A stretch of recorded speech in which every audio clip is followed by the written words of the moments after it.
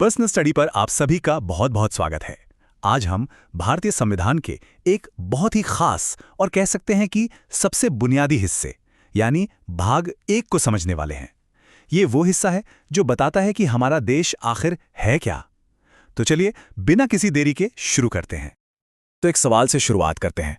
हम सबने सुना है कि भारत एक यूनियन ऑफ स्टेट्स है, मतलब राज्यों का संघ।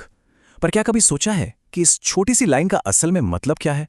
सुनने में तो बहुत सीधा साधा लगता है ना? लेकिन इसके पीछे हमारे देश की पूरी बनावट का एक गहरा राज छिपा हुआ है। और इसका जवाब हमें कहीं दूर नहीं बल्कि हमारे संविधान के बिल्कुल पहले पन्ने पर आर्टिकल 1 में ही मिल जाता है। इसमें साफ साफ लिखा है, इंडिया यानी भारत राज्यों का संघ होगा। देखिए, ये सिर्फ एक लाइन नहीं है, ये हमारे देश की एकता का, आप कह सकते हैं, एक तरह का ब्लूप्रिंट है। तो फिर इस राज्यों के संघ का असली मतलब क्या हुआ? इसको ऐसे समझिए, हमारा जो संघ है, जो यूनियन है, वो अटूट है, अविनाशी है, उसे कोई तोड़ नहीं सकता। लेकिन इसके अंदर जो राज्य हैं वो टूट सकते हैं, मतलब उनकी सीमाएं बदली जा सकती हैं।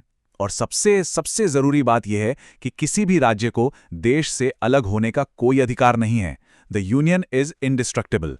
और यही वो लाइन है जो भारत की अखंडता की गारंटी देती है। अब देखिए, यहां एक बहुत ही दिलचस्प बात सामने आती है। अगर राज्य देश से अलग नहीं हो सकते तो क्या उनका जो रूप है, जो नक्शा है, वो हमेशा के लिए पत्थर की लकीर बन गया है? जी नहीं, बिल्कुल नहीं। और यहीं पर हमारी संसद की पुनर्गठन की शक्ति यानी पावर टू रीऑर्गेनाइज का रोल आता है। तो सवाल उठता है कि ये शक्ति आखिर है किसके पास? तो देखिए, संविधान के आर्टिकल 2 से लेकर 4 तक ये पावर हमारी संसद को दी गई है। हमारी पार्लियामेंट देश में नए राज्यों को जगह दे सकती है, बिल्कुल नए राज्य बना सकती है। जो राज्य पहले से हैं उनकी सीमाओं को, उनके एरिया को बदल सकती है और यहां तक कि उनका नाम भी बदल सकती है। मतलब बेसिकली देश का जो अंदरूनी नक्शा है उसे बदलने की पूरी शक्ति संसद के हाथों में है। और हाँ, ये सब सिर्फ किताबों में लिखी बातें नहीं हैं। इसी शक्ति का ही तो नतीजा है कि आज भारत में 28 राज्य और 8 केंद्र शासित प्रदेश हैं। अगर आप आज़ादी के बाद से देखें तो हमारे देश के नक्शा कई बार बदला है और ये सब इसी संवैधानिक प्रावधान की वजह से मुमकिन हो पाया है। ये सब देखकर मन में एक सवाल तो जरूर आता है ना? कि आखिर नए राज्य बनाए ही क्यों जाते हैं? क्या वजह होती होगी कि एक बड़े से राज्य को तोड़कर छोटे छोटे राज्य बना दिए जाते हैं? क्या प्रशासन चलाना आसान हो जाता है, या भाषाई कारण होती है, या फिर कुछ और? आपको क्या लगता है, सबसे बड़ा कारण क्या होता होगा? अपने विचार नीचे कमेंट्स में जरूर बताइएगा। चलिए अब आते हैं सबसे बड़े सवाल पर कि ये सब इतना जरूरी क्यों है? राज्यों की सीमाओं को बदलना, नए राज्य बनाना, इन सब का आखिर मकसद क्या है?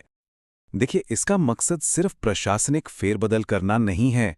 असल में संविधान का भाग 1 भारत की एकता और अखंडता की नींव रखता है।